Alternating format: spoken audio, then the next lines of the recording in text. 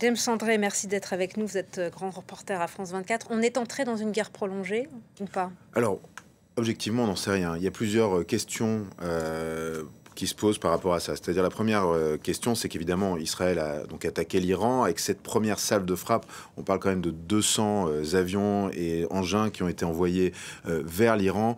On peut être à peu près certain, notamment quand on connaît la qualité du renseignement israélien, que de nombreux sites de lancement ont été frappés, des dépôts de missiles ont été frappés, et on sait également que des sites nucléaires ont été frappés, notamment en Natanz, effectivement, et le site de Fordo, même si les Iraniens, et d'ailleurs l'AIEA, affirment que finalement les dégâts sont relativement limités sur ces sites nucléaires. Mais dans tous les cas, la question d'abord est de savoir quelles sont les capacités militaires qui reste à l'Iran, sachant qu'une bonne partie de la chaîne de commandement a été décimée dans ces frappes également. L'Iran, d'ailleurs, dont on peut se demander pourquoi elle ne s'est pas finalement mieux préparée à cette attaque, quand on voit que la plupart de ces grands commandants, et c'est une question qui est posée notamment par les Iraniens, étaient en fait chez eux, alors qu'on savait qu'une attaque était potentiellement imminente, alors que les Américains avaient retiré les personnels non essentiels. Donc, en tout cas, cela était chez eux. Ensuite, il y a eu une réunion de crise, et Israël a frappé cette réunion de crise. Donc là aussi, on se rend compte du niveau d'information. Donc la chaîne de commandement a été frappée, les dépôts, les lanceurs. Et donc la question est de savoir qu'est-ce qui reste en termes de munitions. L'autre question, c'est que vont faire les Iraniens quand il s'agit des négociations. Ce matin, vers 5 heures, heure de Paris, les Iraniens ont annoncé que les négociations n'avaient absolument plus de sens et qu'ils ne voyaient pas l'intérêt d'y participer, les négociations qui doivent se tenir demain à Oman avec les Américains. Là, ils reviennent en disant que la participation est incertaine. Donc, on ne sait pas. Évidemment, les Américains envoient le message qu'eux, ils souhaitent que ces négociations continuent.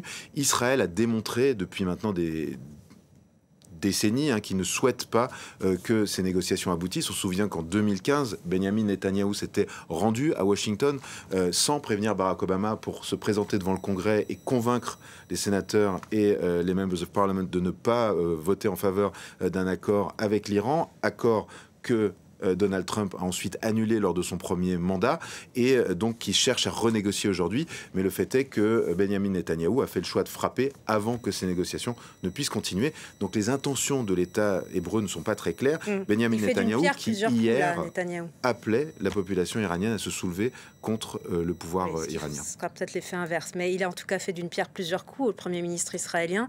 Est-ce qu'il y a de vraies différences entre Washington et Tel Aviv? Est-ce que Donald Trump a joué un double jeu en faisant un semblant de négocier tout en sachant qu'il y aurait ces frappes? Ou est-ce que Netanyahou, le Premier ministre israélien, a forcé la main à Donald Trump? Alors, je pense que Benjamin Netanyahou a forcé la main non seulement de Donald Trump, mais finalement de tous ses alliés. On a vu aussi Emmanuel Macron hier soir lors d'une conférence de presse expliquer que la France viendra en soutien d'Israël si elle était bombardée par l'Iran. Et donc, et sans forcément d'ailleurs appeler à une désescalade, mais clairement, Benjamin Netanyahou avait informé les Américains, en tout cas c'est ce que dit Donald Trump. Donald Trump maintenant dit que cette frappe était très réussie, mais Donald Trump avait appelé très publiquement à ce qu'Israël ne frappe pas avant d'avoir épuisé les solutions diplomatiques.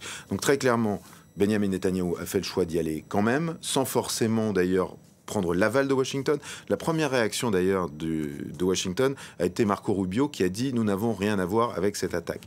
Alors, avec cette question, est-ce que c'est simplement pour ménager les forces de la région? Parce qu'il faut se souvenir que les Iraniens avaient menacé de frapper les intérêts militaires américains dans toute la région si d'aventure Israël frappait.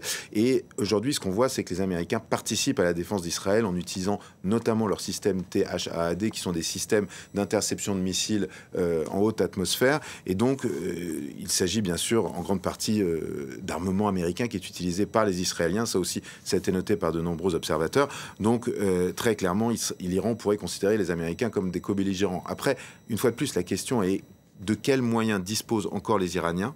Vont-ils venir à la table des négociations demain? C'est une grande question. Et quels sont les plans d'Israël qui, une fois de plus, on l'a redit, Benjamin Netanyahou qui appelle à la chute du régime?